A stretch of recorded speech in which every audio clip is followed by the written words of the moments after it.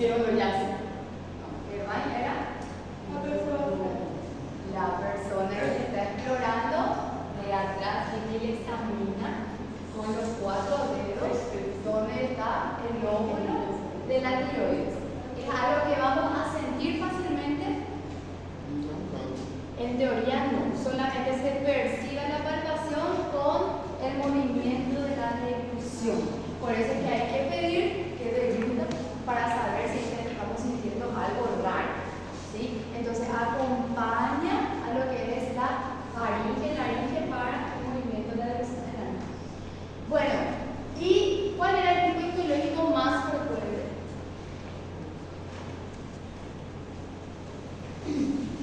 Si yo le pongo la pizarra al día del examen, por fin me acuerdo, se van a acordar.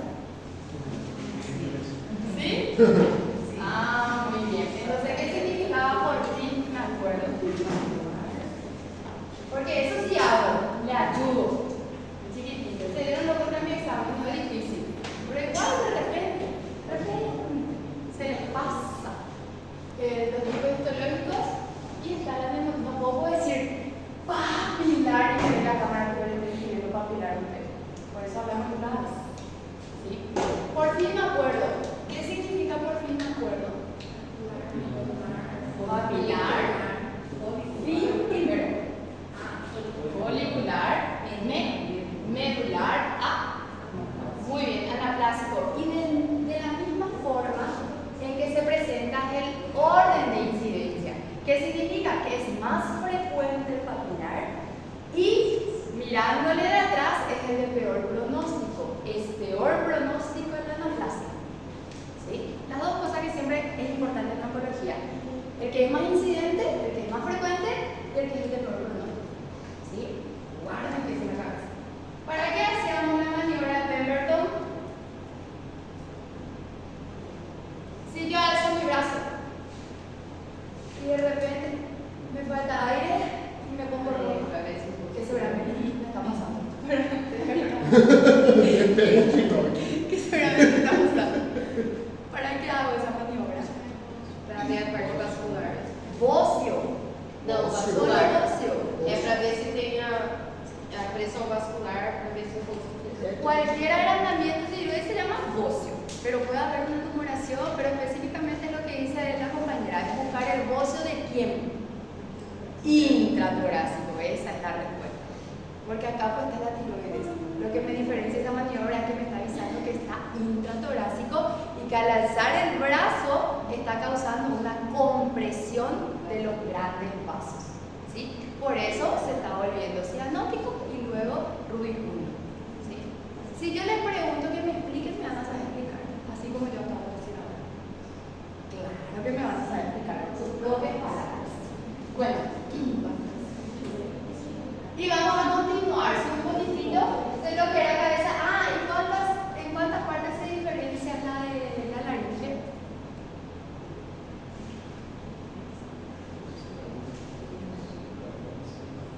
¿Después?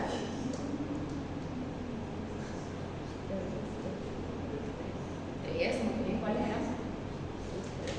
Supraglotis, después glotis, subglotis. ¿Cuál es el más frecuente?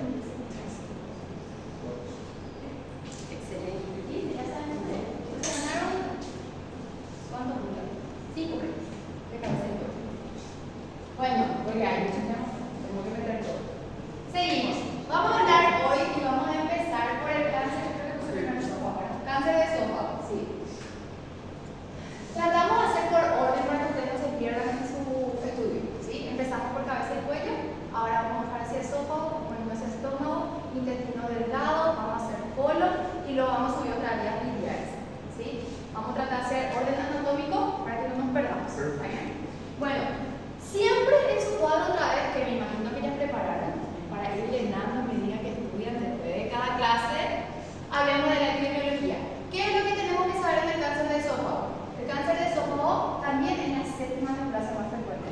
Se están dando cuenta que casi la mayoría son las séptima neoplasia más frecuente, pero en el último observador global lo que están haciendo la diferencia es de acuerdo a los continentes. ¿Qué continente es el que tiene más? Por eso se considera como séptima, quinta o cuarta causa. Pero es la sexta causa en mortalidad. A diferencia de lo que hablábamos cabeza y cuello,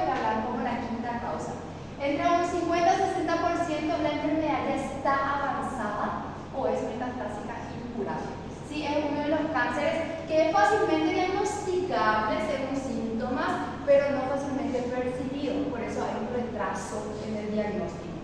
La edad promedio generalmente es 68 años, se darán cuenta que casi la mayoría de las edades son más de 60. Con que ustedes pongan 60 para arriba no se van a equivocar, a excepción de tiroides. Tiroides sí es del paciente poderoso. Entonces, uno de los factores de riesgo siempre en oncología es mayor edad avanzada. ¿Sí? Si ustedes quieren ponerme, por ejemplo, ¿cuáles son los factores de riesgo de cualquier patología? Edad avanzada, ya es suficiente. Ahora otra cosa es si yo le pregunto ¿a qué edad se presenta el cáncer de esófago? ¿A qué edad? ¿Sí? Bueno, o la edad media, que es lo que más se habla, porque en frecuencia se ve una variación de más 5 de bioestándar. ¿Qué significa eso? Que puede ser 5 años menos como 5 años más. ¿Sí? Entonces se habla de edad media. Es más frecuente en varones que en mujeres. A partir de ahora, casi todas las patologías son más de los varones que las mujeres. Y está muy asociado a lo que nosotros consumimos y al nivel socioeconómico bajo. ¿Sí? Hay dos tipos histológicos muy frecuentes dependiendo a través del epitelio, como un tubo que conecta prácticamente lo que es el piso de la boca con la parte del estómago. Nosotros tenemos dos epitelios que tienen que proteger las abrasiones. ¿Sí? Uno es un epitelio granular que debe dejar fluir y el otro es el epitelio escamoso que tiene que ser la resistencia, la dureza. Entonces, más o menos el esófago se va a tener en 5 capas aproximadamente que van a cumplir sus funciones. Tiene epitelio, tiene serosa, tiene colágeno, tiene fibrinas, ¿sí? Entonces, todo eso sirve para que pueda resistir al bolo alimenticio que tiene que ir pasando. Porque ustedes saben que la única función del esófago, ¿cuál es? El paso del bolo alimenticio, ¿sí? Y tiene que tener dos cositas, dos anillos, considerados llamados esfínter. Uno superior y uno inferior. ¿Para qué? Para que ese alimento vaya en forma de ascendente a descendente, o sea, vaya en forma descendente. Porque ¿qué va a pasar si es ascendente? Si no funciona nuestro esfínter.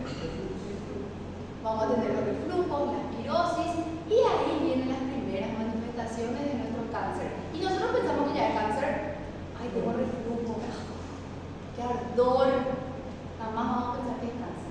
Pero al principio no es cáncer, no va a ser un cáncer jamás, tenemos que pensar por frecuencia, ¿sí? ¿Qué puede ser, por ejemplo, un reflujo gastroesofágico?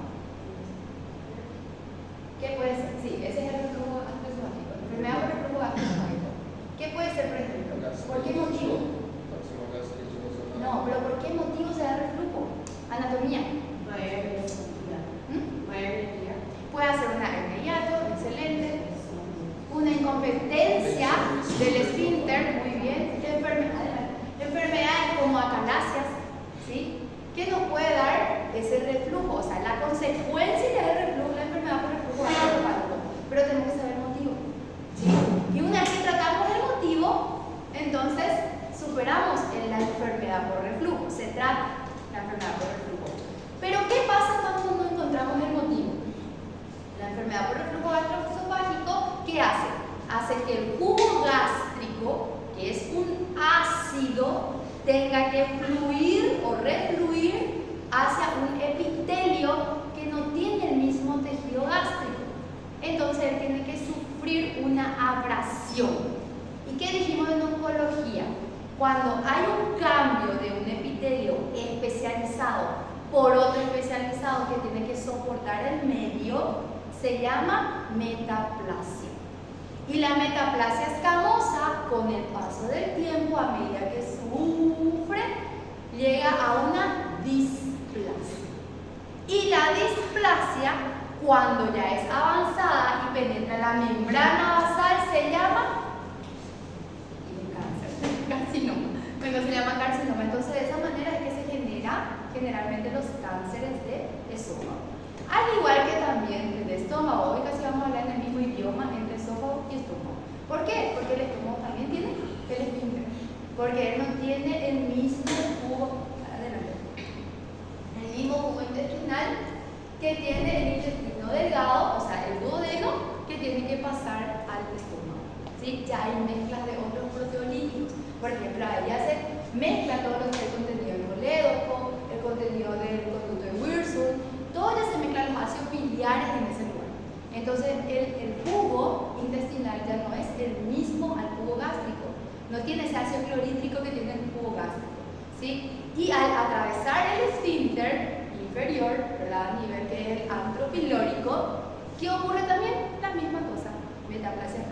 displasia leve, moderado, severo, carcinoma. De esa forma se generan los cánceres de esófago y estómago. Dijimos, por anatomía, la principal función del esófago es el paso del bolo alimenticio. Pero ¿qué nos interesa conocer? Que al principio nuestra anatomía es cortita, ¿sí? Y que puede llegar a la etapa adulta aproximadamente a unos 30 centímetros. Pero al principio solamente es de 8 a 10 cuando nacemos y luego duplica hasta 25 en la pubertad. ¿Por qué nos interesa eso? Porque dependiendo también de la orientación, también tenemos la predisposición a tener mayor cantidad de reflujos, mayor cantidad de pirosis. Y bueno, y tenemos 5 capas aproximadamente y cada capa tiene una función especial. La que más a nosotros nos interesa son las de los esfínteres, donde tiene la contracción de los músculos, porque si hay una alteración en la contracción también puede haber la relajación de ese músculo del esfínter y el pasaje también del bolo alimenticio en forma ascendente otra vez, o sea, en forma de reflujo. Pregunta de examen. ¿Cuáles son los factores de riesgo? Este ya es el segundo cuadrito. ¿Se acuerdan? Primer cuadrito de biología, séptima causa, quinta mortalidad. Segundo cuadrito, ¿sí? Segundo cuadrito, factores de riesgo. Ya casi diferenciamos por tipo ecológico. Porque ¿quién es el que se forma según una metaplasia escamosa? El adenocarcinoma. Él es el que tiene que sufrir la metaplasia escamosa, displasia y luego el adenocarcinoma. ¿Quién es el que está relacionado más a lo que metemos en nuestra boca? El carcinoma epidermoide. Y como verán, tabaco y alcohol. Tabaco y alcohol. Si ustedes me responden en cualquier cáncer, tabaco y alcohol, la respuesta está correcta. ¿Por qué? Porque la mayoría de las veces el carcinoma químico más prevalente en casi todos los cánceres lo que es cabeza, cuello, tubo digestivo. Para todito, ¿sí? Todo lo que es el tubo digestivo. Bueno, hablemos un poquito. El esófago de Barrett. Esófago de Barrett se llama a la metaplasia escamosa que empezó a sufrir una displasia. Sí, ese es el famoso esófago de Barrett. La enfermedad por reflujo gastroesofágico crónica, no aquella que ha empezado, la aguda que ha empezado y no sufrió todavía esos cambios metaplásicos. La obesidad. ¿Por qué me parece que la obesidad es un factor de riesgo?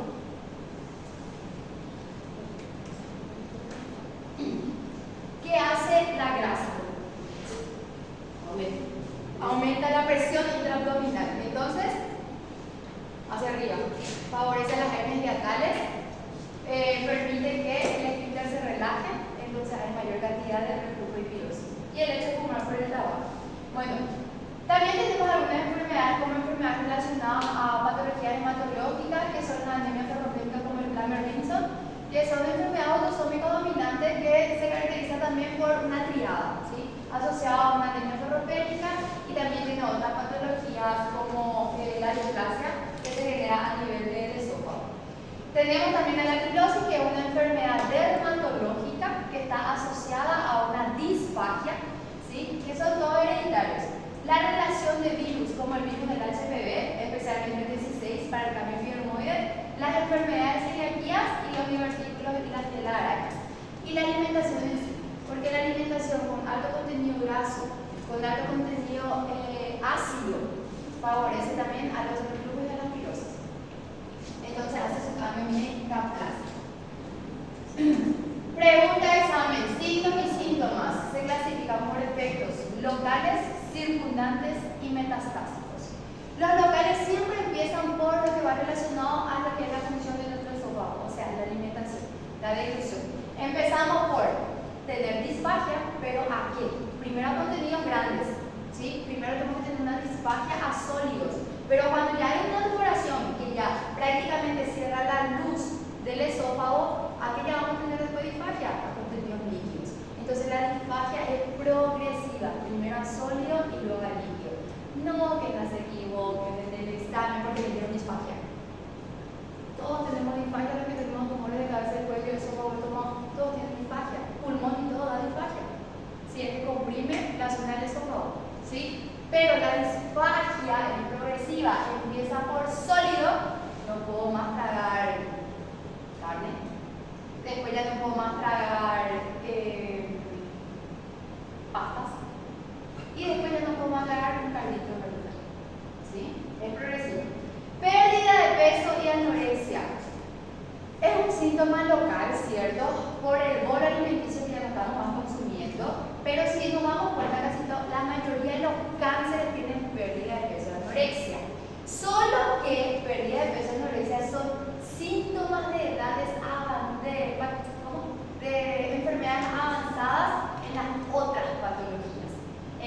caso son síntomas iniciales. ¿Por qué? Porque el bolo alimenticio no está pasando y el paciente está sufriendo una caquexia por falta de alimentación.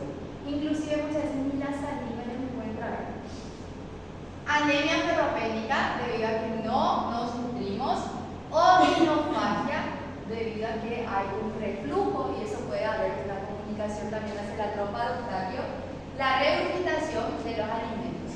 Bueno, los síntomas circundantes son respecto ya a la vascularización de los nervios que están al lado, ¿sí? Nos puede dar una ronquera debido al nervio laríngeo recurrente, que es una rama del vago, una fístula traqueoesofágica, porque esos tumores presentando que hacen comunicaciones, fístulas broncoesofágicas, que ahí viene tos seca, por ejemplo, después se vuelve productiva, el hipo. Hipo es algo que prácticamente cualquiera puede tener de la nada. ¿Y qué nos decía antes nuestra mamá? Asustarle para que le pare. O ponerle algo al bebé acá. Y nosotros también de grande nos ponemos así, una gonfita o humilitas. Nos ponemos frente como un bebé. Bueno, pero este no es ese tipo de hipo. Este es el hipo que frecuentemente utilizan casi todo el día, por 2 semanas arrastrando, sin que seas. ¿Sí? Bueno, hipo es por la invasión al nervio inferior. Y la metástasis a distancia va relacionado debido a la carencia de nutrición, debido a la caquexia, hay alteraciones metabólicas e hidroelectrolíticas. Metabólicas, por ejemplo, como diabetes, ¿sí? Empieza a manifestarse patologías y enfermedades como, por ejemplo, intolerancia a la glicemia. Empieza a utilizar el músculo su propia glucosa, ¿sí? Empieza a salir todas las glicemias que tenemos en nuestras reservas.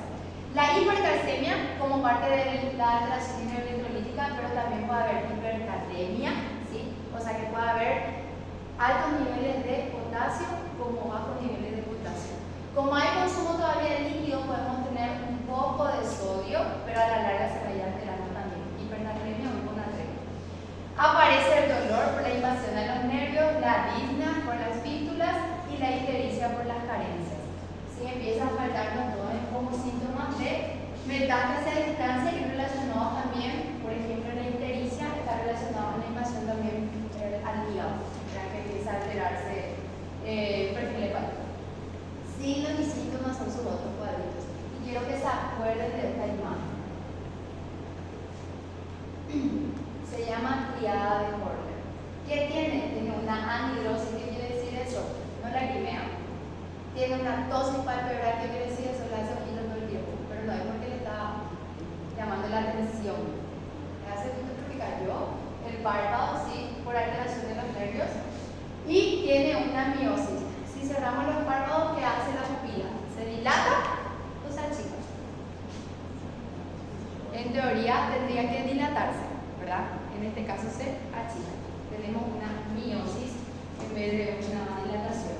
También tenemos ese ganglio que vemos ahí en la zona supraclavicular del lado izquierdo, por debajo de la vena yugular, entre lo que es el músculo esternocleidomastoideo y la vena yugular, que se llama ganglio de Virchow.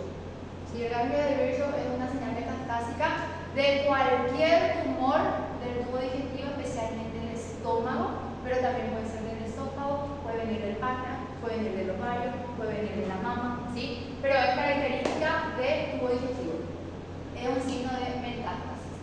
También podemos ver, dependiendo de la metástasis a distancia, la hepatomegalia y los derrames pleurales. Otros síntomas que podemos tener son relacionados más al trayecto, al tránsito, o sea, las linfagias son más frecuentes. En cuanto al tipo histológico, dijimos que la metaplasia escamosa es lo que más ocurre, ¿sí? Entonces, el tipo histológico más frecuente va a ser el adenocarcinoma. El adenocarcinoma que puede sufrir una transformación tipo gástrico o tipo intestinal, dependiendo de cómo está subiendo nuestro ácido a través del esfínter. Otro tipo que podemos conocer también es el carcinoma microcítico, que también existe en los cánceres de pulmón, cánceres de apéndice. Podemos tener al melanoma, en un sitio donde en teoría no hay melanocitos, ¿sí? Tenemos sarcomas, que pueden ser probables porque hay una capa muscular. Tenemos los linfomas por el sistema linfático y los carcinomas muy parecido a los carcinomas, pero más agresivo, o conocido como tumor biliar mixto. La ubicación. Dijimos que los tipos más frecuentes son los adenocarcinomas. ¿Cómo se genera? Por una metaplasia escamosa. ¿Debido a qué? A un reflujo gastroesofágico, a una enfermedad por reflujo gastroesofágico. Entonces, el sitio más frecuente del cáncer tiene que ser el tercio inferior. ¿Sí? Entonces, en un 50% el tercio inferior, que es la comunicación ya de una parte del estómago que se llama caries, ¿sí? Una parte del estómago con la última parte del esófago, al fallar ese esfínter gastroesofágico, es el que empieza la metaplasia, entonces corremos el riesgo que a la larga tengamos el cáncer.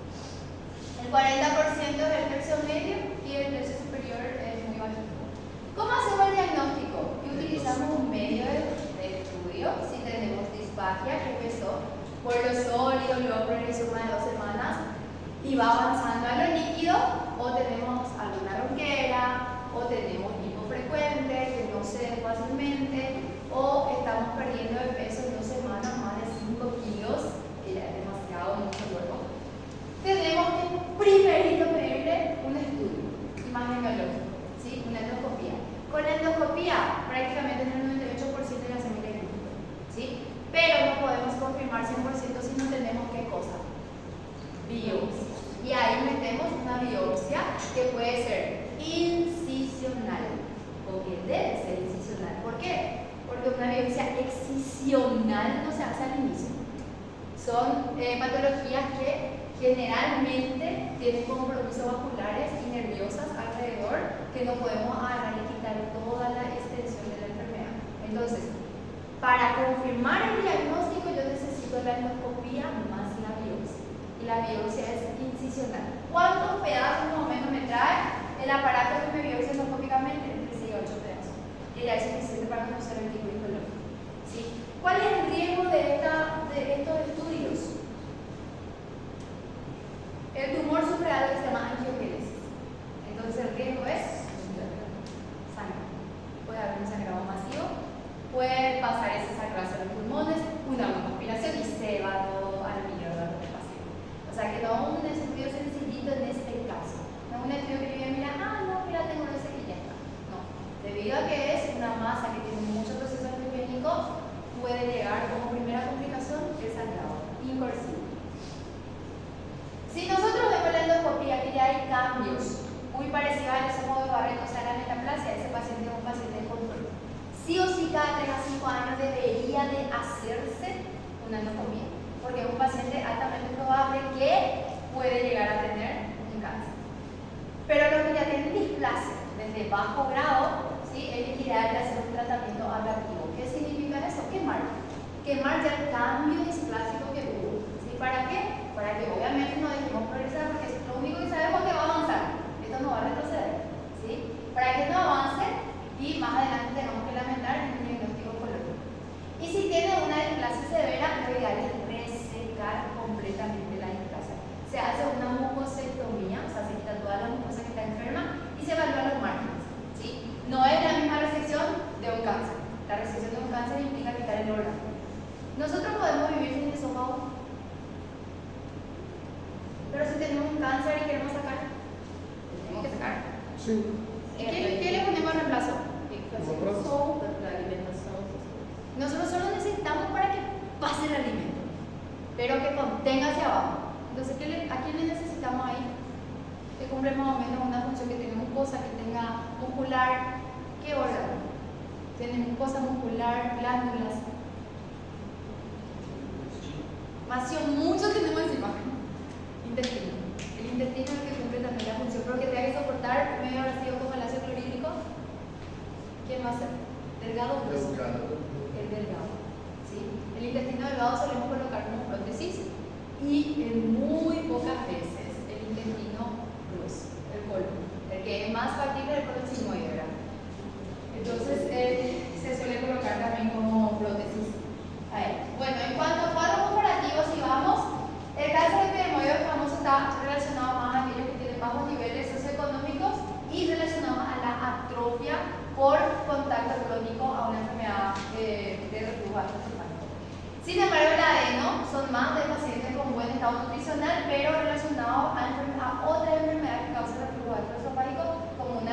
una hernia tal, por ejemplo, como una incompetencia de la región del esfínter, así como también en personas obesas, ¿sí? Va más relacionado. 48% distante en el escamoso, así como también en el adeno, y el cardias, que es la parte superior del estómago, generalmente está libre en el caso del escamoso, ¿sí? Porque es en el epitelio del esófago. Sin embargo, en el adeno también puede comprometer al cardias, por eso es que hay un punto donde nosotros decimos que tenemos que hacer la diferencia si ese cáncer viene de estómago o de esófago. Y dependiendo si está a menos de 5 centímetros, o sea, es menos de 5 centímetros, a menos de 5 centímetros del esfínter, hablamos que el cáncer es de esófago. Si supera esos centímetros, hablamos que el cáncer es de estómago. ¿Por qué? Porque tenemos que hacer la resección del órgano. Tenemos que saber, no vamos a quitar los dos, pero tenemos que saber cuál vamos a quitar. ¿Sí?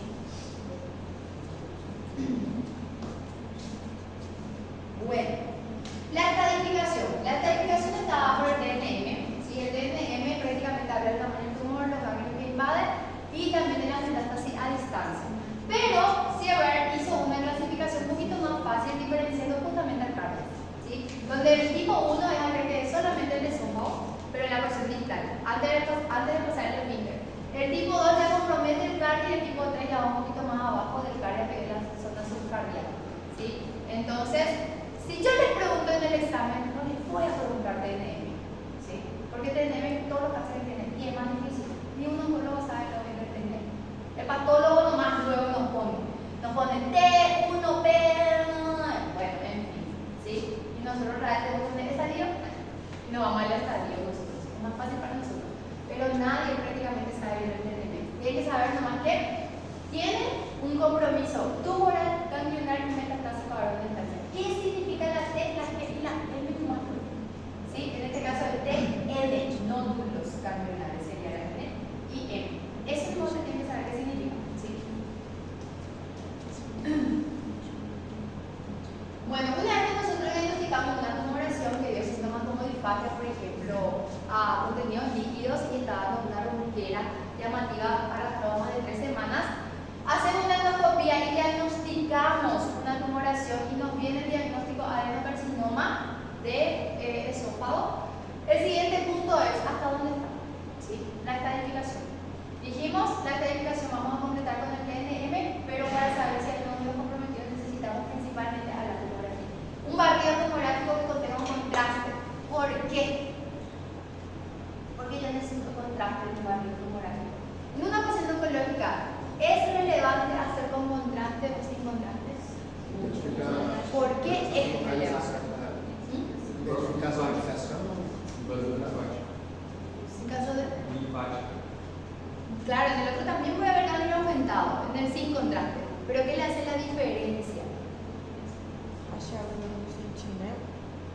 No, eso es cemento colorado, para que la gente se entienda. ¿Cómo va el contraste? Vascular. ¿Cuál es la característica de un cáncer? La angiogénesis. Entonces, en todos los sitios donde haya angiogénesis va a levantar señal y va a ser la misma señal parecido al tumor que yo ya diagnostiqué. Por eso es que necesariamente en una paciente oncológica o en un paciente oncológico yo necesito vivir con contraste, porque a mí no me sirve sin contraste porque voy a ver prácticamente todo igual.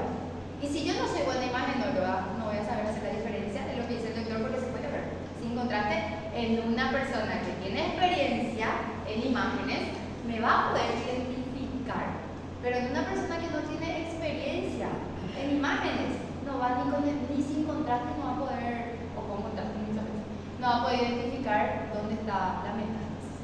Las metástasis ganglionares sí que son súper escondidas, son súper chiquititas que muchas veces ni siquiera se dan cuenta. Bueno, y nosotros no somos especialistas en imágenes, nosotros los oncólogos tenemos una parte de lo que es nuestra profesión, nuestra preparación en observar imágenes, pero no somos especialistas, entonces los cortes finos nos va a ser difícil diagnosticar. Por ende, que cuando pedimos con contraste es un poquito más fácil porque cualquiera puede ver que si acá está muy brilloso y este brillo es igual al que tiene el hígado en forma de suelta de globo, sabemos que es una metástasis. no hace falta que nos diga mucho, ¿sí? Ahora, si me dice habría sido también el peritoneo, carcinomatosis, ese es un poco más difícil de describir. Pero el epiplón está más engrosado, sí, hay carcinomatosis peritoneal con el epiplón ya inválido. Ese ya es diferente, ese sí nos dice, pero la parte fina no nos habla. ¿Sí? Sabemos que el PET scan es el mejor entre todos. ¿Sí? Si tienen su servicio de salud, es ideal pedir PET scan antes que tomografía. Pero a mí me ayuda bastante en los seguimientos. Si yo estoy viendo que la paciente ya hizo el tratamiento quirúrgico o no quirúrgico o quirúrgico con quimiorradiación y necesito saber cómo él está hoy ante la respuesta de ese tratamiento, lo que más me sirve es el PET. ¿Sí? ¿Por qué? Porque con el PET yo voy a ver por hipermetabolismo, que le gustaba también al cáncer, azúcar. ¿Y qué meto con el PET? Azúcar. ¿Sí? Entonces va a ir a dirigirse exactamente en el sitio de invasión. O sea, esos nodulitos que apenas tienen 5 milímetros, que no estoy pudiendo ver todavía en la tomografía que están escondidos en nuestro peritoneo, ya voy a ver con PET. ¿Sí? Entonces para el seguimiento y la respuesta al tratamiento es mucho más factible hacer PET scan siempre y cuando no tenga mi servicio de salud. ¿Sí? Pero si yo tengo mi servicio de salud, priorizo siempre mi PET. Ahora, ¿dónde nos va a dar el falso positivo PET? En los procesos inflamatorios, porque los procesos inflamatorios también levantan azúcar. Entonces, ¿qué es lo que yo tengo que hacer? Si yo le voy a operar a este paciente, o le pido PET antes, o espero que culmine el tratamiento y después de esos 3 meses después de hacerle PET. Porque si no, yo voy a ver mucho proceso inflamatorio de la respuesta del tratamiento. Y peor si recibió radioterapia, la radioterapia en el organismo sigue funcionando hasta 6 meses después de haber finalizado. ¿Sí? Entonces voy a seguir teniendo un proceso inflamatorio. Bueno, entonces en ese caso tenemos que saber en qué momento pedir. ¿Sí? Y la laparoscopia. Bueno, en la laparoscopia nosotros estamos acá. Laparoscopia acá no tenemos, pero podemos tener en tórax y podemos tener en abdomen. Generalmente cuando hay sospecha peritoneal es que hacemos la laparoscopia. Y muchas veces la única manifestación puede ser abajo. Una carcinomatosis peritoneal, una citis, un nódulo en el ombligo, y nosotros tenemos que explorar, porque no sabemos podemos tener tumor primario. Entonces, desde una carcinomatosis peritoneal quitamos la biopsia y tenemos al adenocarcinoma liposofágico, ¿sí? Con el tejido esofágico, y ahí hacemos el diagnóstico y buscamos el primario. Bueno, en cuanto a lo que es el tratamiento, depende muchísimo de la estadificación. Y la estadificación a grandes rasgos se identifica en una enfermedad localizada, localmente avanzada y en una enfermedad metastásica o recidivante. ¿Sí? Las localizadas son los primeros estadios que nosotros podemos considerar quirúrgico porque no hay invasión ganglionar y la cirugía clave, la más utilizada es la de Igor Lewis, pero tiene 3 accesos y tiene muchas complicaciones. Porque uno accede desde el cuello, otro accede desde el tórax, porque todas las porciones del esófago van pasando en diferentes zonas. Va pasando la zona cervical, luego tiene que pasar la zona torácica y hay una zona abdominal para separarlo en la última parte con el estómago. ¿Sí? Entonces son 3 tipos de incisiones, 3 abordajes diferentes, que uno pasa por acá, otro pasa por la zona de las costillas y el otro es una laparotomía o una minila cerca del estómago, para poder sacar todo el trayecto del esófago.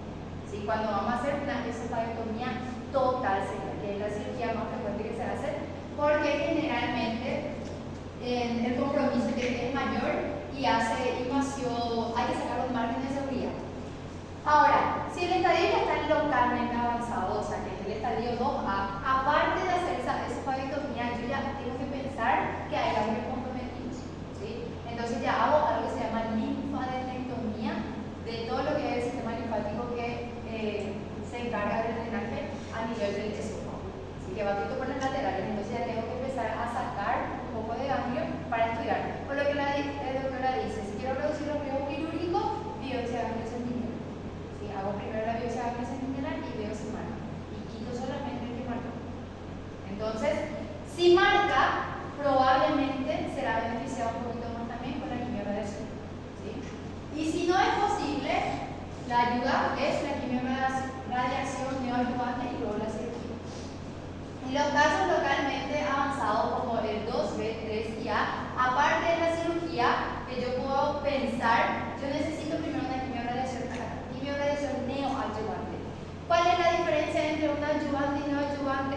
La neoadyuvante es la primera opción de tratamiento, o sea, yo inicio con una inicio con una quimiorradio, ¿para qué? Para reducir el tamaño de la enfermedad y para que sea factible para un acto quirúrgico, ¿sí?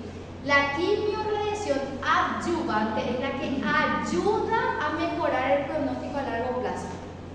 ¿Qué significa eso? Que yo empiezo por algo quirúrgico, resequé todo, me hice margen de seguridad, pero es un estadio que tocó un cheque ganglio. Entonces, para seguridad a largo plazo, de que aquí en 2 años no tenga otra vez una recaída, yo le hago la quimiorradiación adyuvante, ¿sí? No es porque no te operé bien y no te saqué toda la enfermedad, porque las pacientes interpretan de esa manera. No me operó bien la doctora, por eso ahora tengo que hacer quimioterapia. No, en realidad se le explica siempre que es para mejorar el pronóstico a largo plazo. Para ayudar al pronóstico es la adyuvancia. Y en los casos diseminados, dependiendo del grado como progredido, la terapia ya va más dirigida a paliar los síntomas que se presentan. Por ejemplo, en el caso de ictericia, por ejemplo, en el caso de que ya no hay, que hay una fístula traqueosofágica, la utilización de traqueotomía, la utilización de gastrotomía. O sea, cambiar las vías de alimentación cuando el paciente ya no puede alimentarse, cuando hay fístula, cuando hay enfermedades ya metastásicas. Inclusive se puede poner las prótesis, se electrofurura cada vez que salga el tumor, o sea que se va quemando. Se hace radiofrecuencia, se hace braqui intraluminal, así como en cáncer rectouterino que metemos por vagina, acá por vía endoscópica también se mete una radioterapia. ¿Para qué? Solamente para parar el sangrado, porque el sangrado de los tumores son irreversibles, entonces en los casos metastásicos.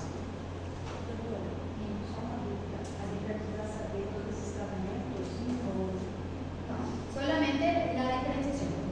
Estadios locales, dice localmente avanzado y los diseminados. Solo eso. No necesitan. Yo les traigo como información, ¿sí? Tienen que saber qué se le puede decir al paciente para que ustedes le digan, sí, hay un tratamiento que se opera, hay un tratamiento que no se opera, pero no significa que está todo mal, o sea, es para mejorar el pronóstico.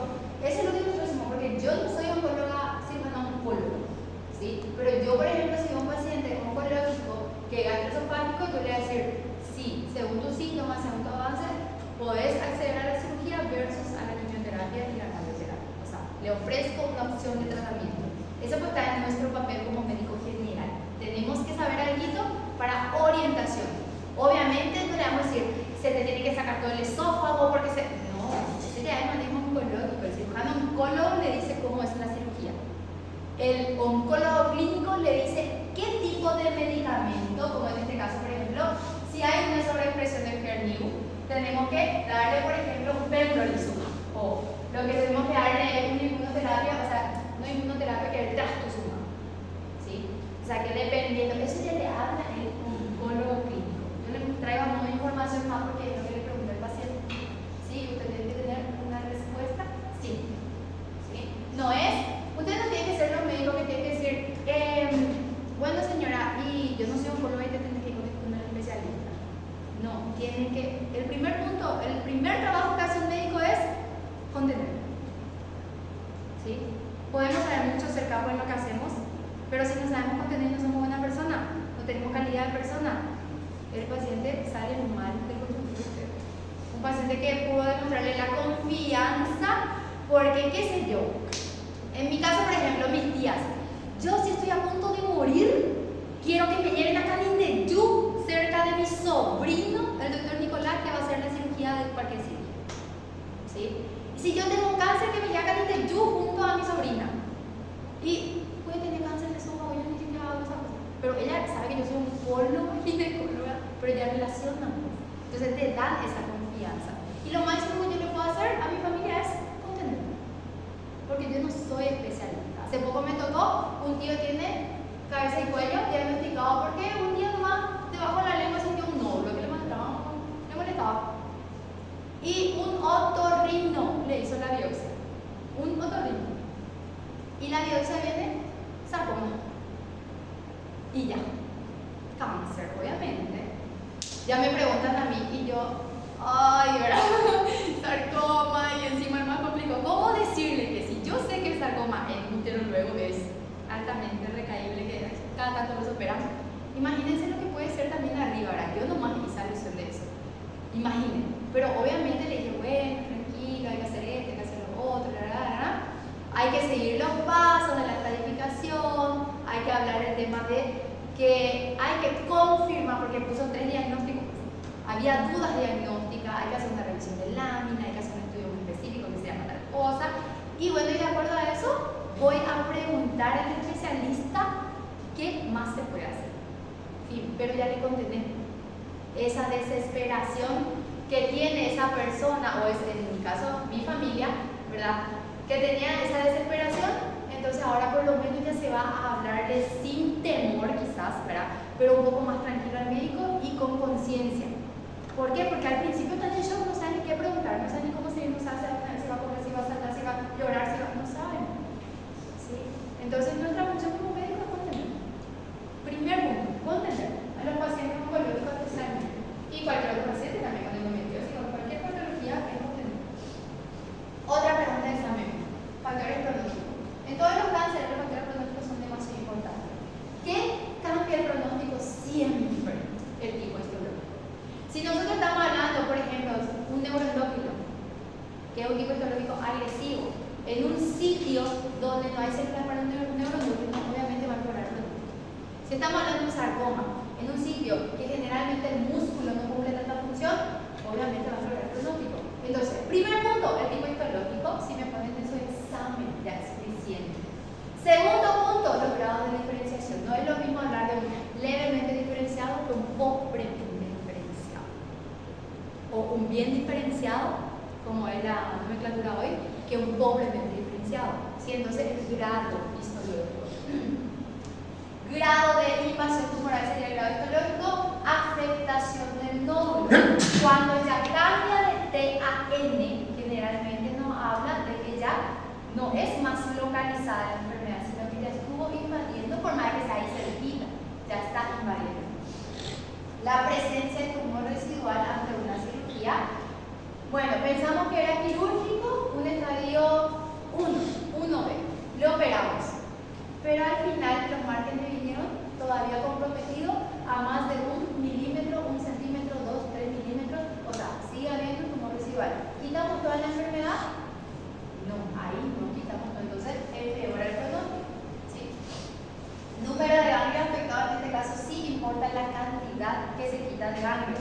Generalmente nosotros cuando hablamos de una linfanectomía decimos mínimamente que tenemos que quitar 10 ganglios.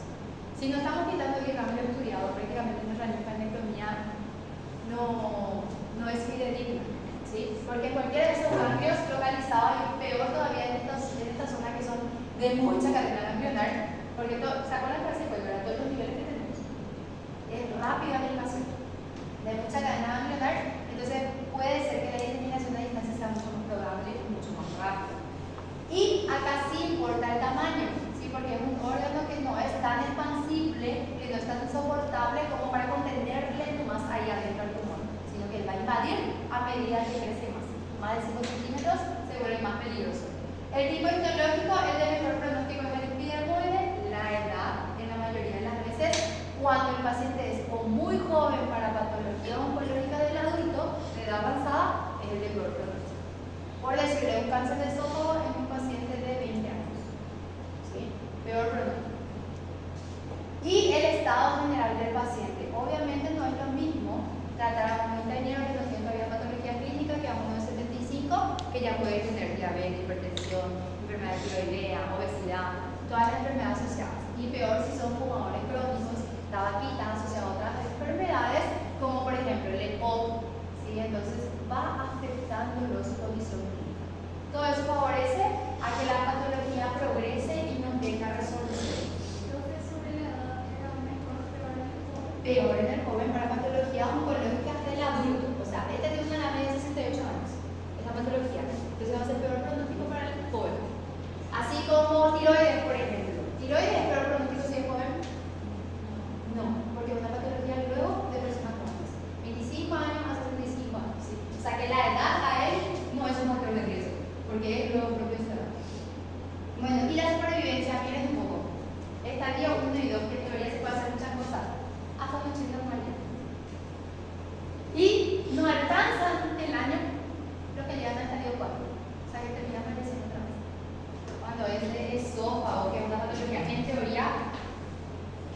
tiene mucha supervivencia cuando se diagnostica, en teoría, ¿verdad? Pero termina toda la larga vida. Las prevenciones son de acuerdo a los factores de riesgo que tiene, hay que tratar. Esa paciente que viene y le dice, doctora, parece que tengo demasiado gastritis y demasiado, tengo reflujo y esa quemazón que acá le dice la paciente, acá me molesta. No importa si después le toman en cuenta el Helicobacter pylori, pídanle endoscopía, pídanle, no, pero un procedimiento invasivo, no importa, pídanle, porque pueden descubrir ya una metaplasia famosa, un esófago barrero. Ustedes no saben hace cuánto tiempo esa paciente viene, ella ya viene porque extremadamente no le molesta, pero ustedes mismos se contienen también. Ese de repente ese jugo gástrico que les viene cuando van a rendir oncología, por ejemplo, ¿verdad? Sé que no entienden qué es lo que les está pasando y quieren vomitar y están así, ¿qué es lo que la doctora quiere preguntar acá? Les viene. Y ese ya es un factor de riesgo. Obvio que les ocurra a ustedes ese día nomás, ni de riesgo. ¿Qué pasó? Se relajó un poco su esfínter nomás ahí y el nervio vago activó, ¿sí? Pero pasa, porque es de día nomás. A diferencia de las pacientes que ya están arrastrando esta patología y no tiene de otra que venir a consultar por esa molestia. Pídanle como una endoscopía, ¿sí? Bueno, entonces la prevención va más relacionada a lo que es los factores de riesgo y cuando llegamos a la tercera más bien para disminuir la mortalidad posterior al tratamiento. Y bueno, para finalizar esta clase, las clases empiezan a ser muy cortitas, por eso vamos a ir dando 2 de cada semana. Como decía acá nuestro maestro, si tú no trabajas por tu sueño, alguien te contratará para que trabajes por los suyos. ¿Qué le quiere decir con este mensaje? Que tenemos que estudiar el checo para todos los días ser mejores. El ego tiene que ser para nosotros, ¿sí? Yo quiero ser mejor para mí. ¿Por qué? Porque realmente mañana va a venir alguien mejor que va a usar mi experiencia o va a usar mi conocimiento, o porque yo no tengo conocimiento, va a hacer mejores cosas y en la competencia, por ejemplo, médica, va a actuar más el que tiene mayor ubicación. Así que siempre nosotros tenemos que tratar de estudiar todos los días. ¿Para qué? Para que podamos ser mejores el día de mañana. Y siempre dejamos un espacio. Porque ustedes saben cuándo se van a recibir acá. Esta es una facultad. Y en Paraguay hay no sé cuántas facultades hay. ¿Sí? Son competencias todos los días. Entonces traten de ustedes mismos ser competitivos con ustedes mismos estudiando. ¿Para qué? Porque todos tenemos espacio. Eso es categórico. Todos tenemos nuestro espacio. Pero cuando ustedes son profesionales siempre tienen un ego personal. No para dañar, sino que para hacer algo mejor por su paciente. Que le llega al paciente y dice, Dios mío, no entiendo por qué no le puedo hacer el diagnóstico. Y está acá en mi cabeza, de acuerdo, pero no logro encajar. ¿Sí? Entonces, para que ustedes tengan ese nivel de raciocinio el día de mañana en relación de los síntomas con la clínica, está diciendo el paciente o la paciente, el día de mañana ya pueden competir usted mismo entre su cabeza y su corazoncito ahí en la toma de decisiones. Bueno, porque si no, llega el otro y te va a utilizar la voz para que se va a mover. Vas a hacer todo el trabajo pesado y vos te vas a quedar estancado siempre. Un cafecito, todo bien. Es posible.